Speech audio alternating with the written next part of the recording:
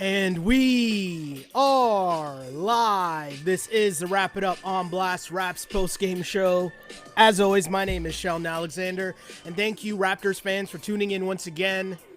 Because this, again, I've been saying this lately a lot.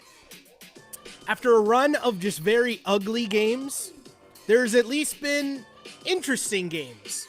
If you're a fan of the Toronto Raptors, in this game tonight, despite it being a loss, I feel as if there's a lot that people will want to talk about. And this is the place to do it. Again, this is the Wrap It Up on Blast Raps post-game show, which we stream live after each and every Toronto Raptors game. You can find us streaming live on Twitter. You can find us streaming live on Instagram. You can find us streaming live on YouTube. You can find us streaming live on Twitch. Check us out on the new Twitch channel, which is at On Blast Podcast. But all of those places, we got you covered for this, as always, your Toronto Raptors post-game talk. And we take your comments and questions because this is about you, Raptors fans. I really want to hear what you guys are thinking right now because I feel like the wave of emotions that Raptors fans have been going through the last little while, when you add in the trade deadline, is Kyle going to go? Is Kyle going to stay? Then when you talk about, do people want to tank? Who are you going to take in the draft? Then the reality of, well, you're only a couple games out of the play-in tournament. What does that mean? Then you add in the COVID stuff. Then you add in Siakam struggles. Then you add in Gary Trent Jr. just taking over the world, or at least the city of Toronto. Needless to say, there's just a lot going on in Raptorland, and this is why we are here, to discuss all that and more. By the way, if you ever miss a pod, know you can catch us wherever you get your podcasts: Apple Podcasts, Spotify, SoundCloud, Google Play, and of course the aforementioned YouTube. Like and subscribe. That's how you support the movement that is this, the Wrap It Up post-game show, part of the On Blast Podcast Network. Raptors lose. Raptors lose. Raptors lose 102-96. 23 points for Gary Trent Jr., 17 for Kyle Lowry in his return.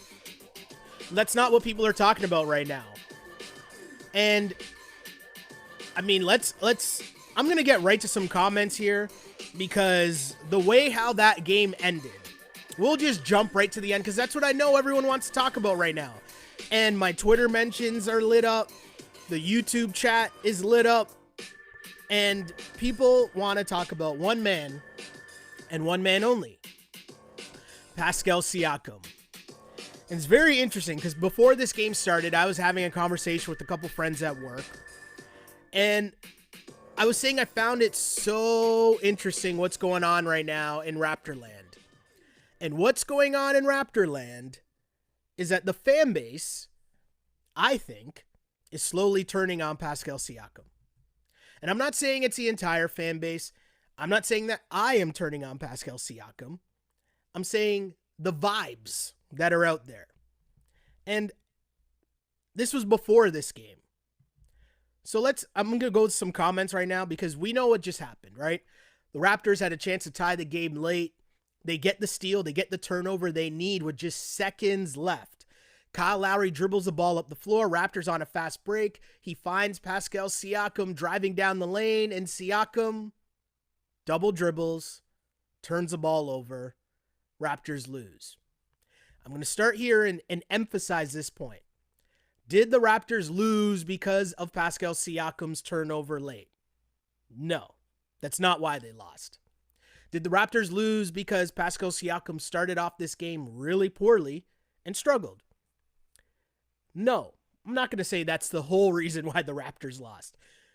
But it is part of the reason why the Raptors lost. I'm going to get to some comments here because a lot of people are in my mentions right now. And I just tweeted out late in that game, I just tweeted out Pascal and bruh. Because I don't know what that was. But on that tweet, I just got all caps from my guy Trizzy that just says, all ha ha ha ha ha ha ha ha ha's, followed by more ha ha ha ha ha ha ha ha ha's. Ricardo says, I want to see Pascal in the gym 24/7 during the off season, nonstop drills, and go get some professional help to see what's affecting him mentally. Now, first off, let me address the end part of that. I find it very unfair for people to try to assume what's going on with my guy mentally. We know he just came back from COVID. He talked about how difficult that situation was for him. He also talked about how difficult the pandemic as a whole has been for him. And so I think people got to take it a little easy when you pump the brakes on that talk, right? You got to remember, yes, it's sports. Yes, we love sports. We root for players. We want our team to win. We want our team to succeed. But let's pump the brakes on some of these comments, right? People understand what I'm saying there? Like, I get it. He's not playing well, but hey.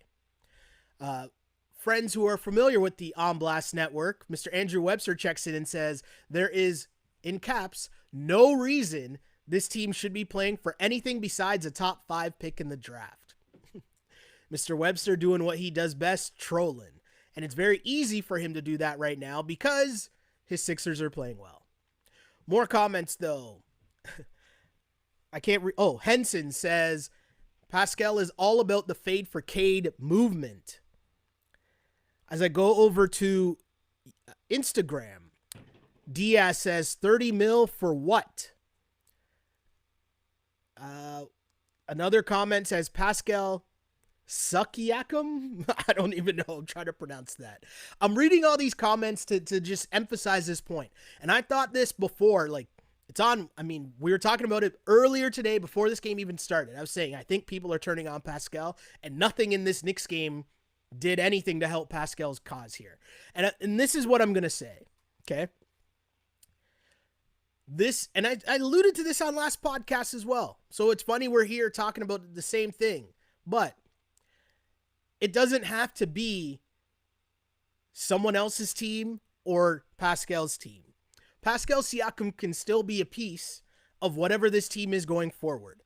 And turning on Pascal Siakam and piling on Pascal Siakam is not going to help. And I think the reason why I'm here, and why I'm here in this viewpoint, and I'm here, do I see the same struggles? Yes. But I've always had the mentality, or I've always had the question, is Pascal the guy y'all think he is? Because I think he's a good player. I just think that with the max money came max expectations, and I don't think he was ever going to live up to those expectations.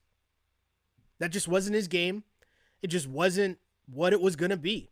Pascal Siakam is a very, very good player, but was he going to be the best player on a team that is competing for a championship? I don't know. I never really bought into that. Now, obviously, he could still prove me wrong. His career's not over. There's been a lot going on over the last year. And for Siakam himself, there's been a lot going on over the last 3 weeks. Remember, my guy is still coming back from COVID. Talked about how much weight he lost. Talked about how much he struggled with that. And these are not excuses. I'm just presenting the facts on both sides. Because the reality is, while you do have that side of it, the context of the rest of the season still involves Pascal struggling to start the year. The context from the rest of the season still involves Nick Nurse benching Pascal in the fourth quarter twice. Pascal being held out of a whole game in terms of discipline because they weren't happy with the fact that he left the bench after fouling out in another game. Also, we got to remember this whole Nick Nurse, Pascal Siakam beef that, they both say they're past it now, but it's still a thing that happened. So there's been a lot going on with Pascal Siakam this season, and none of it's been good. Or I'll say not a lot of it's been good, because everyone's going to point to the missed shots at the end of games. People are going to point to, obviously, this is going to be another moment in that because it was just a bad play. And the shots that surround it, like I talk a little bit about my new job in terms of putting together the Raptors opening, and I'm just looking at, thinking if the next game was on our network, and those shots of Kyle Lowry after the pass, the look on Kyle's face, or Freddie on the sidelines just holding, consoling Pascal Siakam. Oof. Like those shots are going to be in the story that sum up this Raptors season. That's how tough of a moment this is for Pascal Siakam. This just adds into the tough season for Pascal Siakam as well. And I don't know where the whole fan base is. The reason why I'm not completely shitting on Pascal Siakam, like I feel like the majority of the fan base is right now, is because my expectations for Pascal just weren't as high as everyone else's to begin with.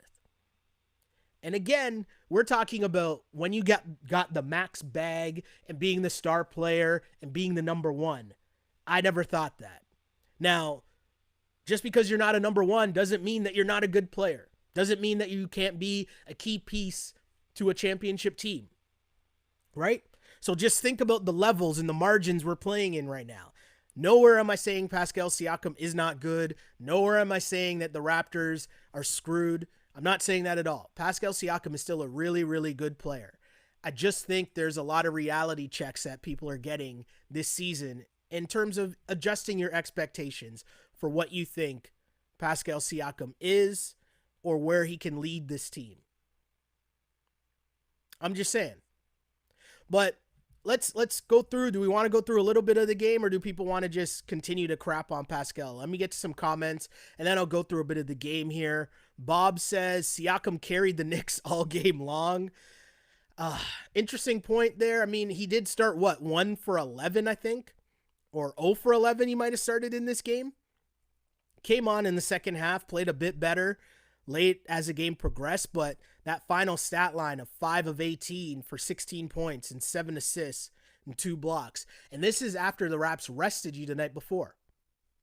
So they held him out of the game last night in hopes that he'd have a lot more in the tank for this game. It didn't really work out that way. Now, again, this is why, and I'm bringing up the COVID thing. I'm not making up excuses. I'm bringing this up because I feel like it doesn't get talked about enough when you hear Jason Tatum, when you hear Drew Holiday, and you hear those athletes talk about how much they struggled since they came back. And even though you're playing, your breathing is still not the same. Your conditioning is still not the same. It takes a while for your body to adjust. So I'm bringing it up for context, not excuses, because there's still a lot of things that happen throughout this season that add into the struggles for Pascal Siakam. But yeah, 16 points, 5 of 18 shooting is not going to cut it. 1 of 5 from three-point land is not going to cut it. And that turnover late, I mean, yeah. You would dream of that if you're the Toronto Raptors. And keep it a buck, the play before, where kudos to Nick Nurse for drawing up such a great play in which, and this might be a little too inside basketball here, but follow me for a sec, Raptors fans. The play before where the Raptors are down, I think they were down 4. They call the timeout, and they take, I think it was Kyle, and they put him all the way in the backcourt, right? And what that does is you remove Kyle, but Kyle's defender also goes with them. So now when they inbound the ball to Pascal at the top of the key, right? Do the quick math now. Instead of having all those defenders in the lane and right in front of the basket to play defense, now you've removed one defender because they're all the way at the other end of the court covering Lowry. You have the other defender that's on the inbounder, and that only leaves Siakam and his guy, and then 2 other help defenders that are pushed all the way to the corner. So what does that mean? Siakam has all the room in the world to operate, get by his guy, and get to the basket. And even those help defenders, they got to go a little extra distance to get there to help. And that little extra distance caused the goaltend. Great play design by Nick Nurse, but Pascal doing what he should have done in terms of going strong to the basket. And he was rewarded for that. So it's not all bad. But that last play was horrible. Like, it's not all bad, but that last play was horrible. I can't duck that. That was just bad. And I mean, my group texts, the things that I won't read on in a public forum, people are turning on Pascal Siakam. I'll continue with the comments here. This one from Instagram. I'm the only one that believes Gary Trent Jr. doesn't get a lot of shots because his teammates don't give him the ball much. Not just tonight, but generally the last couple of games. I mean, I don't know. I think he's coming off a 44-point night, so he got the ball that time. I don't know if in this game I would say that. There were a couple plays late down the stretch. Malachi hoisted a three at one point where he could have swung it over to Gary, but I think Gary Trent Jr. missed a key three down the stretch as well. So I mean, I don't know if that's the answer. I think just a bad start is really what did the Raptors in. A bad start for Pascal, but also for the team. I think that was really the problem. Raul says we should give Siakam until the end of the season to see if he shows up. If he doesn't, it's time to build around Gary, OG, Fred, and Flynn. See, this is a talk I'm talking. This is what I'm speaking of. You're not going to give up on Pascal Siakam, are you? People are ready to give up on Siakam. This is where we're at. Oof. I know it's been a tough go for my guy, but I keep stressing this. He can still be a piece. I know it's tough to do because he's getting the max bag. And with the max bag comes max expectations. But the reality of it is you can't take that back at this point. So you just got to adjust and continue to build around him and hope that you're able to figure it out. Right? Able to figure out the pieces surrounding Siakam because he can still be a key part of a championship team. You know how I know that? Because we've already seen it. So I know you don't have the player right now that is, Kawhi, but give it some time. Let some things develop. Let Masai continue to acquire assets the way that Masai and Bobby have shown that they can, and let it ride out. I don't know if you give up on Siakam yet. I just think, he's had a really tough go. Like someone's in the chat saying Pascal should be sent back to the G League. There's an LOL, so I get it's tongue in cheek, but come on. Nate says, thanks Pascal for the loss. Again, that's super harsh. Jody says, why can Siakam never drive manual? Because he's got no clutch. That's actually pretty funny. Slow clap for that one, Jody. Slow clap for that one. Susan says, tough loss. Putting 3 new guys on the same team, at the same time, dug us in a big hole. As it happens often lately, we made it fun to watch, but didn't get the W in an admirable effort by most of the team. I thought there were a lot of good things to take away from this. Did Baines play at all? Hold on, let me look at the box score, because I'm pretty sure I didn't see Baines. No, Baines did not play. So that is one positive. I thought, in seriousness, I'm joking about Baines, I know. But Khem Birch, you saw him get some minutes. You see little flashes, right? And obviously on offense, there were parts where he didn't look like he knew what he was doing, because how would he know some of the plays? He just got here. But I think defensively, Leo was pointing this out, and it was so true. Just about you see the flashes on defense, how he can get out on the perimeter. He can show on perimeter players, force them to make a decision. It's not just blow by city, but then he can also help and recover back to the basket, whether it's protecting the rim, whether it's just showing and being a big body. I thought that was key. And the bench guys, I think, were the thing that brought the Raps back. When you had Birch out there with Watanabe, you had Flynn out there late, those guys brought the Raps back and gave the starters, when Kyle and Gary Trent Jr. and Pascal came back in, they were well within striking distance. And it was all in that fourth quarter because your young gunners, your bench, I'm not going to use the term bench mob, not going to do it, but those guys came in and they gave great minutes. They played defense. Watanabe is, as much as I feel like people might be turning on Pascal, Watanabe is out here becoming a fan favorite. And he's the type of guy that always does become a fan favorite in Toronto in terms of, the hustle player, the grind it out. He's always playing defense, trying hard, Toronto likes that kind of guy. And Utah, he's out there busting his ass. And so Nurse is always going to turn to him, especially when they need energy, especially when things are stalling. And it worked. It really did work. So I thought there were bright sides. There were positives to take away from this game. I feel like, Gillespie gives you some minutes and he just bangs around. He's a big body. He knows what he's doing in that nature, which, Baines kind of figured it out as he was lessened in the minutes that he was getting. But I thought those were good signs. Another good game from your man's Malachi Flynn. I thought he gave solid minutes. I know the numbers might not show that, but I thought he had flashes where he continued to look good. He got some minutes deep into the fourth quarter, which I thought was really important as well. So it's not all like negative news. And of course, if you're part of the Tank Nation, definitely you guys are happy with the result. Glow Girl Smile, another comeback only to lose in the last minute. This is one of their best second games of a back-to-back of the season. Could have definitely used OG and Freddie. 1,000%. I think, you look at the Raps and you think the Toronto Raptors struggled in this game for sure, for the majority of it. And Nick Nurse tried. He tried, the Raps tried to rest Pascal in the first half of the back-to-back, rest OG in the second half. Kyle came back, so I think they were better suited to compete in the second night of a back-to-back, right? You cheated a bit of your depth in terms of resting some guys. They came close. Just didn't have enough.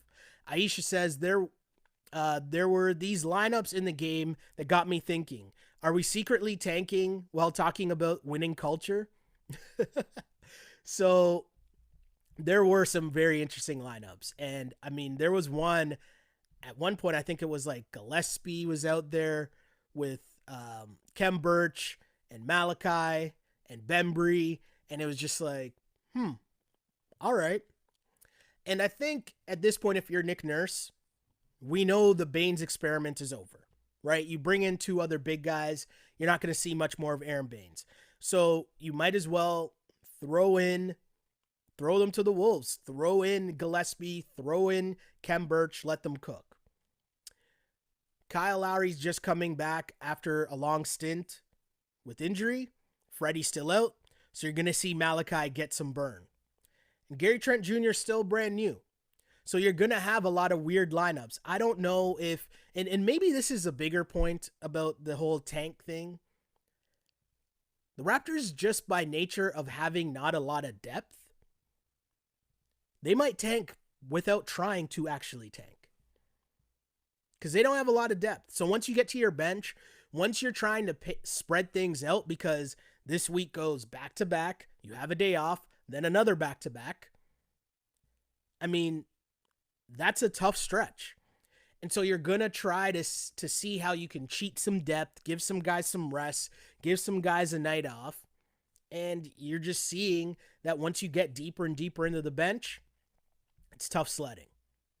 Very tough sledding. Lucas says, at least we're not Boston or Sacktown. I don't know what that means, but maybe that's in reference to how much those teams have been struggling, but they have like massive expectations. Actually heard, never mind, I was going to say something, but disregard. More comments. Eddie says, whenever Kyle plays, we lose, period. I just think that the Raptors have lost a lot this season, period. I don't know if you can put that on Kyle. Although, my boy Trizzy has a theory that Siakam's helping the tank. Man. Ali says, damn, Siakam can't get out of his own way. Kyle made an amazing steal, which will get overshadowed by Siakam hate, unfortunately. Yep, we are there. We are definitely there. K2's Garnett, Siakam, you're my guy. And Raps fans have been tough on you. But come on, man. You can't get backcourt for a dunk in crunch time? I mean, can't get back cut for a dunk in crunch time. Agreed. That can't happen. But that's also why Nurse gets frustrated at times, right? It's those little lapses that in big moments become big lapses. But also, he doesn't want to see that stuff from one of the leaders of his team. Especially when you got guys behind you like Utah, especially when you got hustle guys like that aren't taking those, little breaks off. You got a man like Boucher who's crashing the glass all the time. So think about this, right? Chris Boucher has 17 points, 14 rebounds in this game. Pascal Siakam played 36 minutes in this game. 36 minutes, had 0 rebounds. Chris Boucher played 30 minutes in this game, had 14 rebounds. These are the things that I'm sure Nick Nurse is going to look at the stat sheet, and if he talks to Pascal or whoever talks to Pascal, that's what they're going to point out. You can't play 36 minutes at the forward spot and have 0 rebounds. Again, that's not ripping Pascal. That's just giving facts. That's just facts. Or as I've been saying lately, show me the lie. Show me the lie. Yeah. Lucas says the Knicks are pretty good this year. I mean, the Knicks are all right, but the Raps still could have won that game. They really could have. We didn't even mention the rain delay. Yo, the rain delay was mad weird. Like, the fact that there's a term rain delay for a basketball game is strange, but maybe that bought the Raps some time and allowed them to regroup. I don't know. I lost my spot in the chat. There's so many comments. I'm trying to scroll and go through. I lost my spot, though. Trying to get it back. Jeremy says they always find a way to outdo themselves in these difficult situations. That was a struggle for sure. I mean, Pascal, I feel bad for him, man, because that shot, that play, he's going to see that shot. Like, think about it. Every time they do a recap of the Raptors season or they do a recap of Pascal Siakam's struggles in the clutch, you're going to see that play. And that was a really, really, like, that's not a missed shot. People can live with that. That play, though, shows me you're in your head and you're just thinking way too much. Mark says, Sheldon, I know you're not feeling the purple jersey, but I'm loving the purple. Original color of the team. Siakam is 2 years away from being 2 years away. Do you mean 2 years away from being 2 years away from the Raptors? Or do you mean 2 years away from being 2 years away as they intended it to mean for Bruno Caboclo from being, a good player, which didn't really happen, but that moment lives forever. And the funny thing is the 2 years away from being 2 years away is a part that everyone remembers from that draft analysis of Bruno Caboclo. But the part that always got me was the description of the Brazilian Kevin Durant. That's the part that always got me. Not the 2 years away from being 2 years away. I was like, hold on, the Brazilian KD? What are we doing right now? I always find that part funny, and no one mentions that. We always talk about 2 years away from being 2 years away. No one remembers the first part of that clip, which was the Raptors just drafted the Brazilian KD. Yo. Oh, man. I'm so happy for that championship because that championship lessens the burn of some of those moments in Raptors history. Because that is one of the great moments in Raptors history. And by great, I'm obviously being sarcastic. But do you know what I'm saying?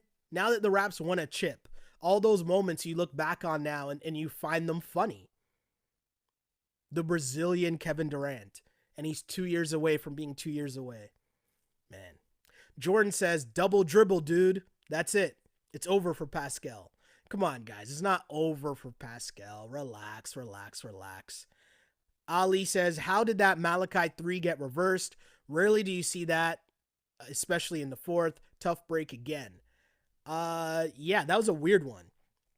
And it's tough. I feel bad for Matt Devlin and Leo and everyone really, because normally they're courtside. So they would be aware. They'd be able to ask the ref. The ref would give them an explanation.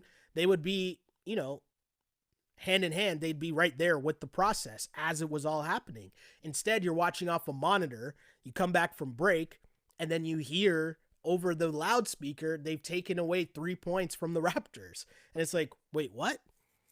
So strange play, but on the replay, you can see that he stepped out of bounds. And that is something that you're able to review. And the way that it does work is the same thing, whether, you step on the line for a 2 or a 3, the refs are able at the next stoppage of play to go back and look at a 3-pointer to see if it was in fact a 3-pointer. You're right. It's a rare play and a strange play. It screwed the Raps.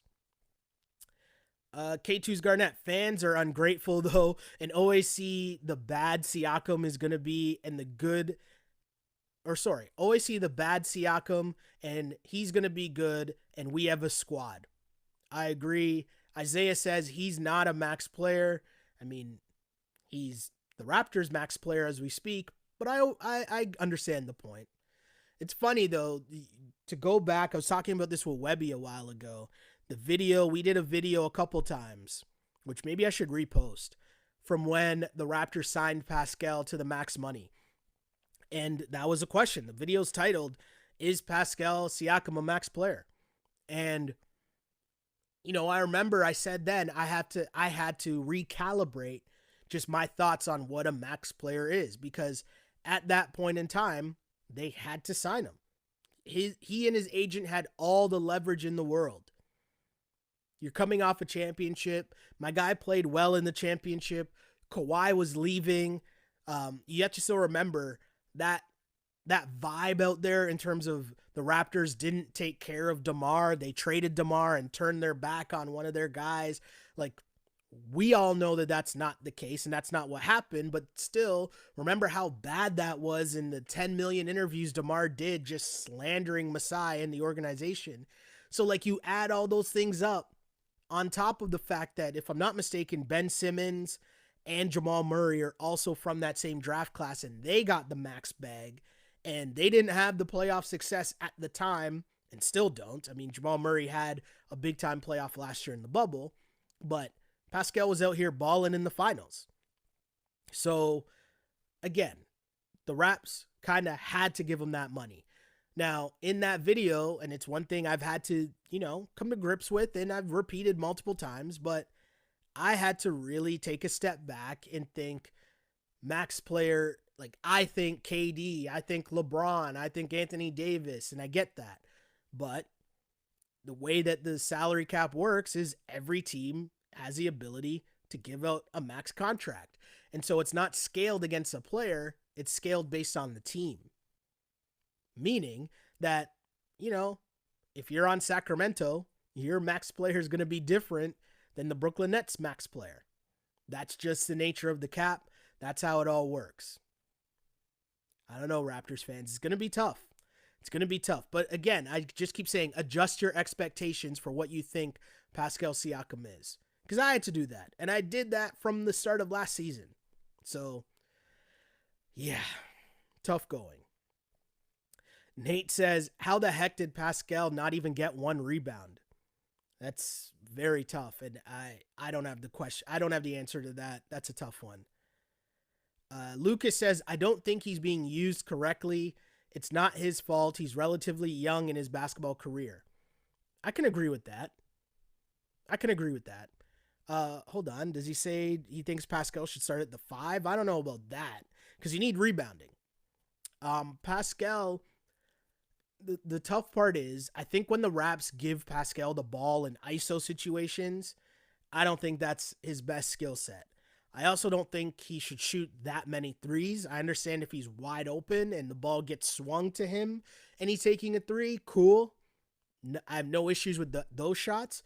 But I think when he's dribbling and shooting step back threes or stepping into threes or pulling up on the break, I don't think that's a good look. I think the success of Pascal Siakam during that season with Kawhi, and I just think he ran the floor, he was cutting to the basket. It was a lot of those type of plays. He got himself in trouble and continues to get himself in trouble when he's trying to do too much.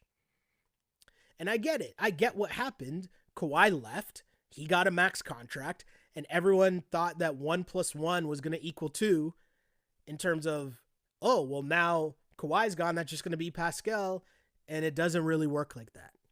And we're just in the process of finding that out. When you also add in everything that's gone on away from basketball in the last year and a half, 2 years, wherever we're at here.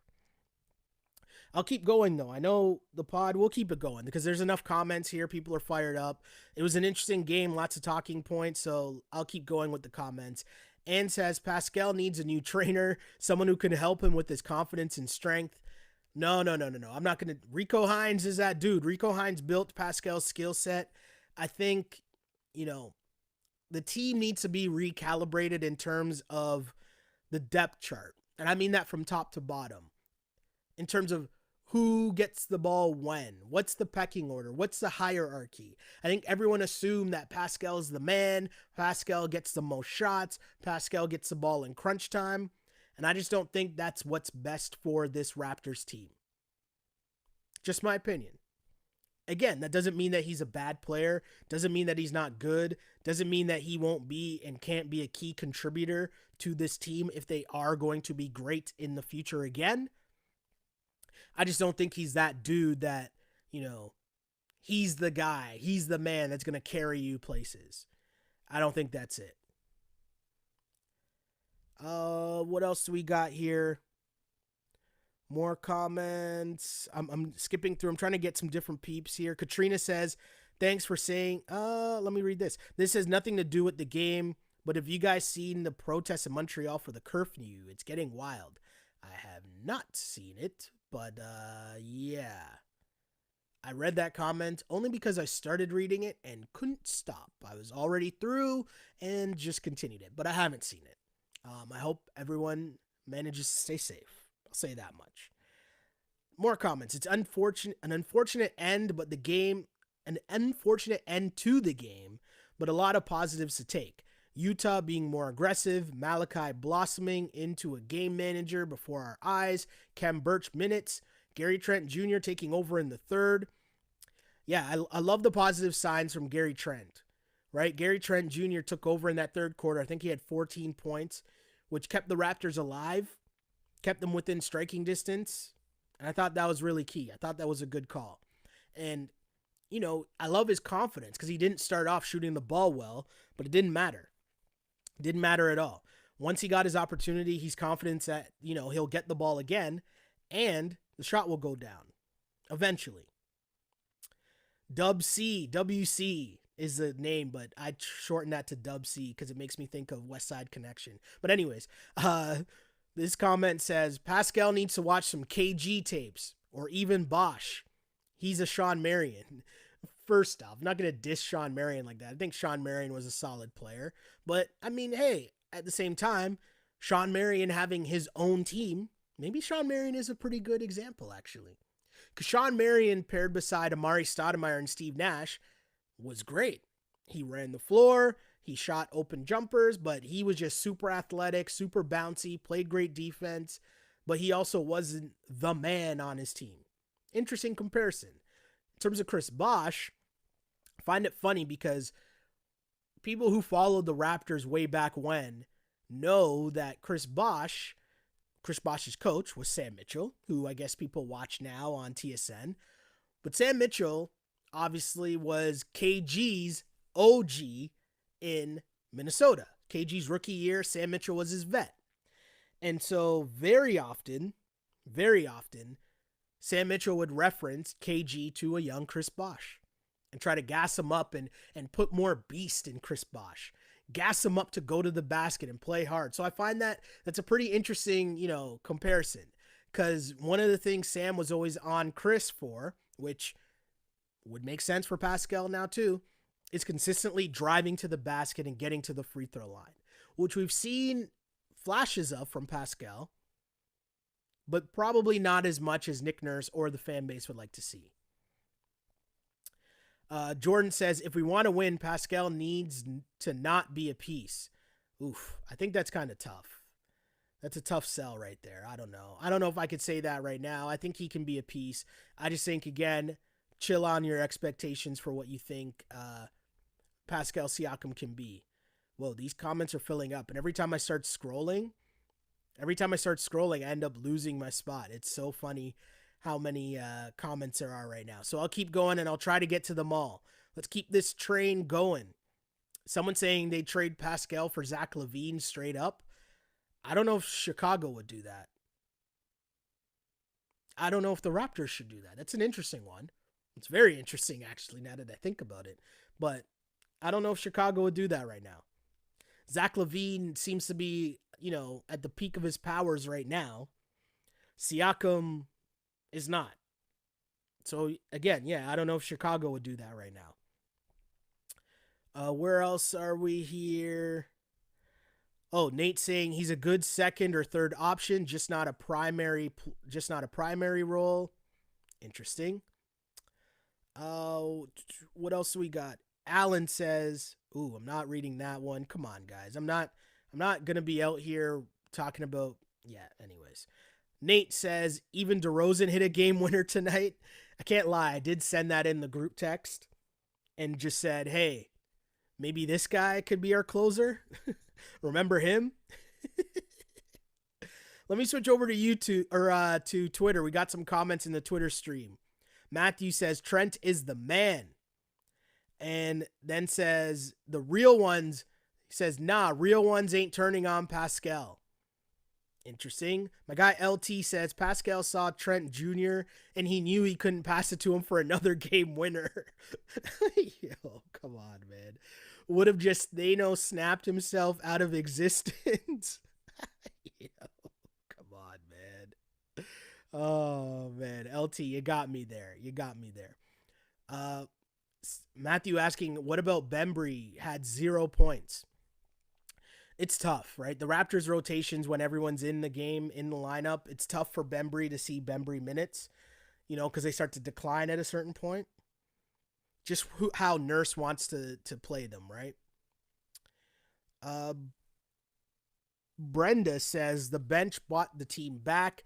They deserve to close the game, in my opinion. That's a tough one. I mean, the bench did a good job, but I will say they did a really good job on the defensive end. I don't know if I'll say this. I never have a problem with a coach turning back to the starters. Now, I know there's certain points where that didn't happen this year. And I know there's certain points where, Nurse said, yeah, just let the bench guys go because they brought us back. And I totally understand that mentality. I get it. I'll never argue with that point. But I also, respect the fact that your starters are your starters for a reason. And so those are the people that most often than not, you should give the opportunity to in winning time. That's just me. More comments. Susan says the worst Pascal play, though not a key moment, was a double fumble leading to a turnover. Yeah, that wasn't good. Isaiah said even when he double dribbled, he wanted to smile. LOL.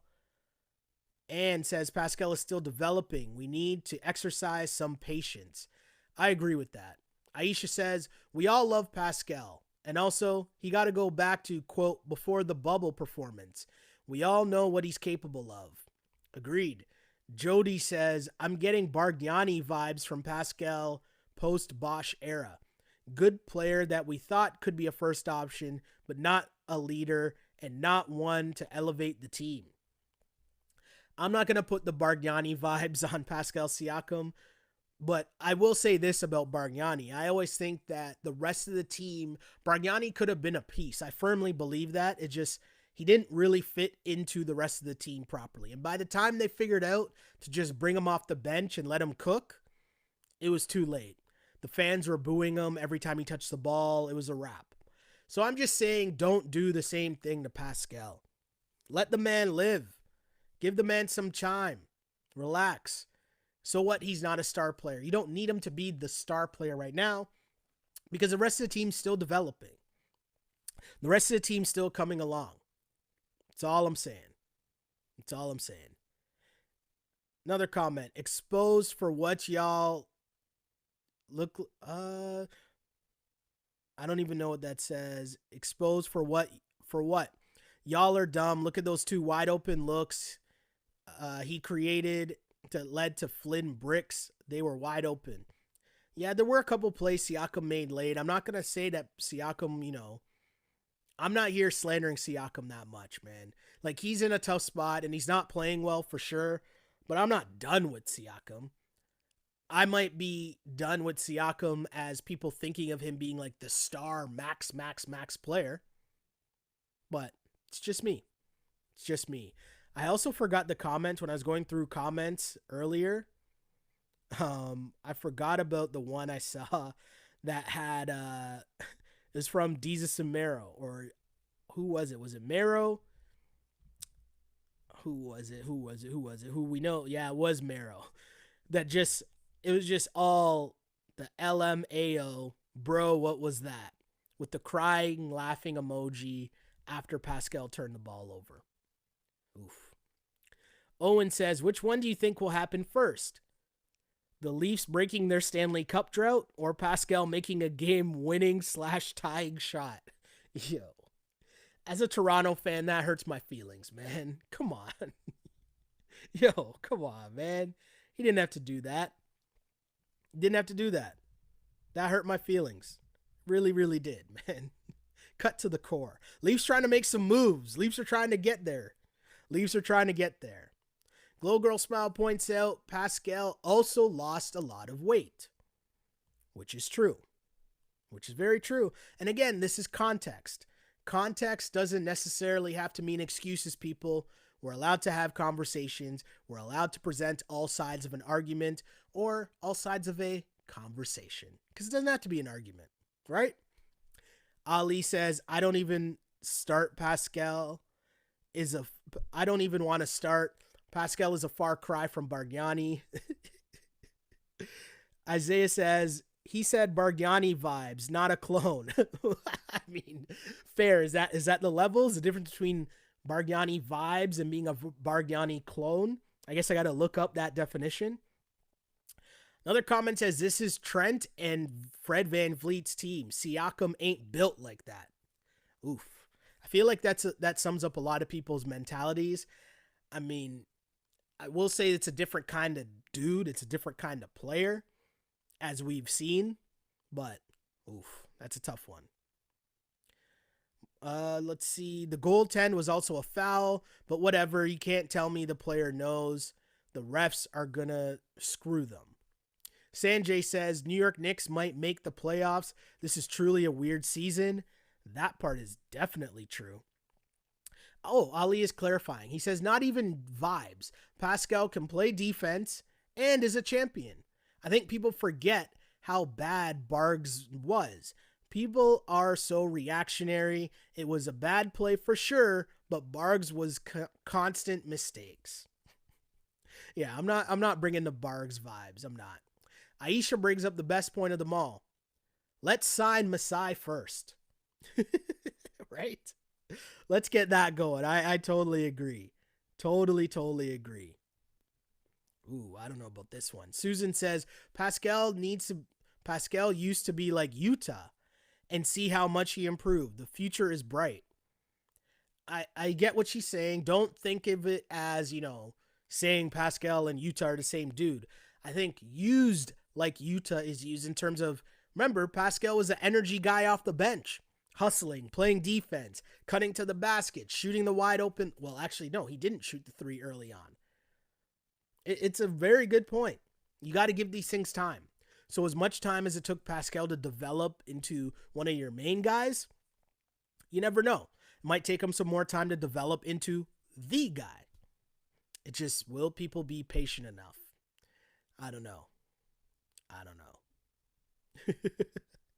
Jody says, nah, man, I'm just talking perspective and expectations from the front office and fans, not comparing their games. Interesting. No, valid point. Very valid. Katie says, Pascal will be all right. Some people think he doesn't care now that he got the bag, but I think he cares a lot and puts a lot of pressure on himself.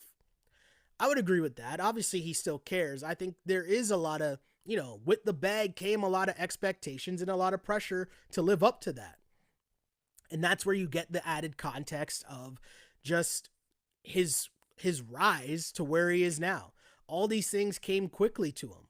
And all these things he's had to adjust to on the fly. So maybe once we return to something that seems more like a regular season next year, something that seems more like a regular off season coming up, even though it's going to be pretty short, but still we get back to something that seems what his first few seasons in the league were like. Notice how I'm avoiding the term that people are yeah, anyways. But you know what I'm saying. MC says, when the fans, what the fans loved about Pascal was in his rookie year was the hustle and running down the court and dunking it. He's playing with more refinement, but missing that raw energy. T.O. loves the hustle. Yeah, I think that's very much the same thing as what Susan was just talking about, how Utah was used and why people are falling in love with Utah Watanabe, because you see the hustle, you're seeing the defensive plays, you're seeing all that stuff. And Pascal took that leap, right? Became the second scorer behind Kawhi Leonard, and we saw that. But when you're the second scorer, it's a different kind of pressure because people aren't looking at you to do it night in, night out. And so when you struggle and you're supposed to be that dude, People are going to point at you. And that's kind of the place where people are at now with Pascal. Truth Bear said, what happened to the three-pointer when it was taken away from the Raptors? They showed it on the replay, and it looked like Malachi Flynn, as he came around the screen, he got the ball and stepped out of bounds. So his heel was out of bounds as he took the three-pointer. So they review it to make sure the three-pointer was good, and in fact, they found that it wasn't good, so you take 3 points away.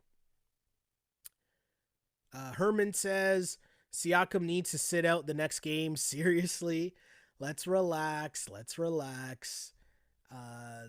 Solomon says, it makes sense for Pascal to be in his head in those situations because he's missed so many clutch shots.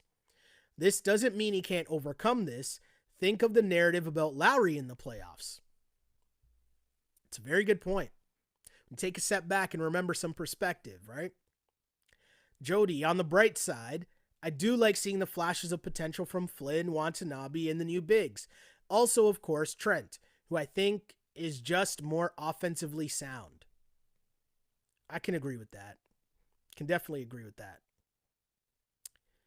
Ann says, we don't have a championship aspirations this year. Pascal needs to spend time with a new, unbiased trainer who can challenge him and make him stronger and build up his confidence.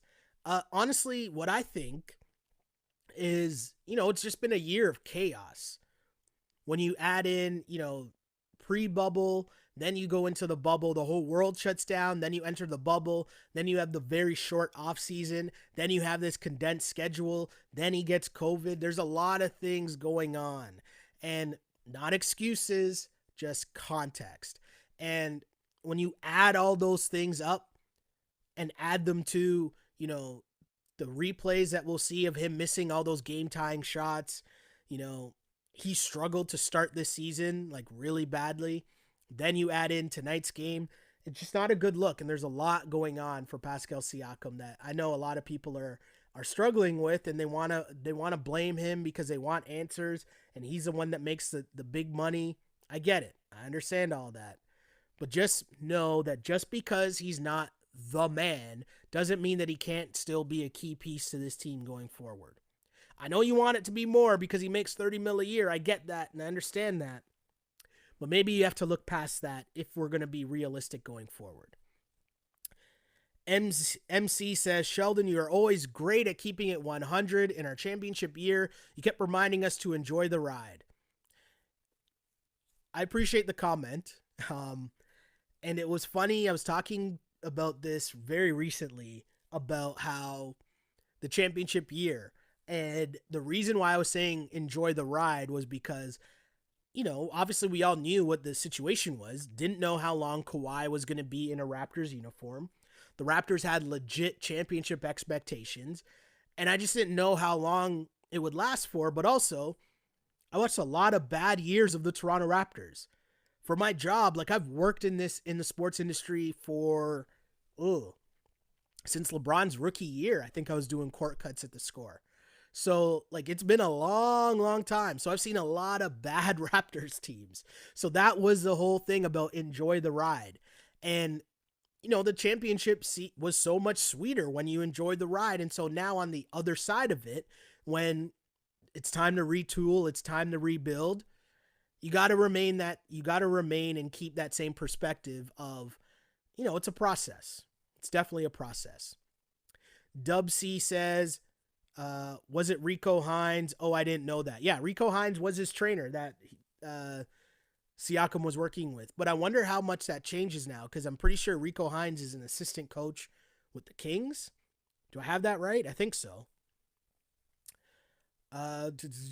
Truth Bear says maybe the best thing that could happen to Pascal would be to be traded to Sacramento, where Rico Hines is a player development coach.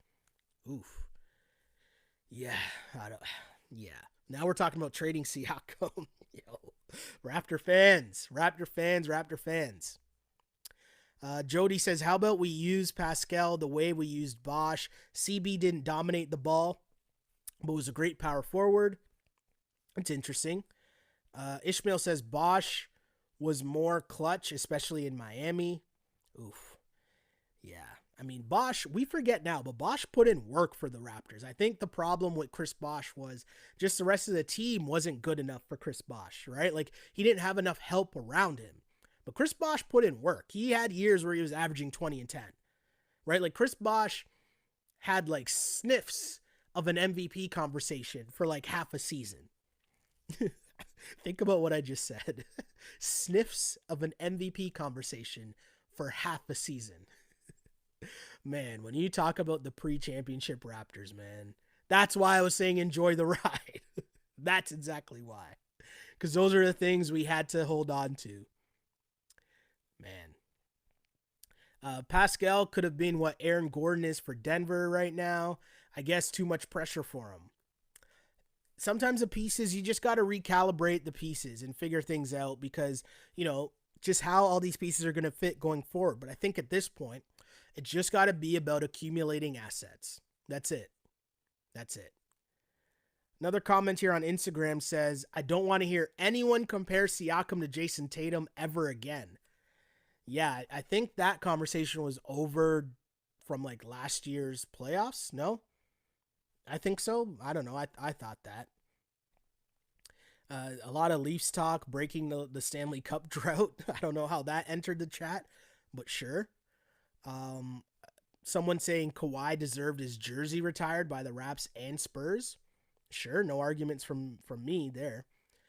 Soldier T1 says Trent for number one option. Siakam needs to go back to running the floor and playing defense. That's what got him the bag. Interesting. John says Trent's own father talked about how he can't finish with his left hand well to become a number 2 or number 1 option. This offseason, he will have to work on it. He also has holes at a 22-year-old, so he's young. Yeah. I mean, have we talked yet about this Kawhi rumor to Miami next year? Remind me in a couple of pods. I won't talk about it now. I'll save that maybe for one of the pods when, you know, there's really nothing to talk about after the game because it got really ugly. But remind me to talk about this rumor that's bubbling right now about Kawhi to the Miami Heat in the offseason. Oof. Yeah. Wouldn't that be something? Have we hit the hour mark on this pod? Wow. Guys, really appreciate all the comments and questions. You guys really did a great job. And hey, there were just a lot of things to talk about with this game.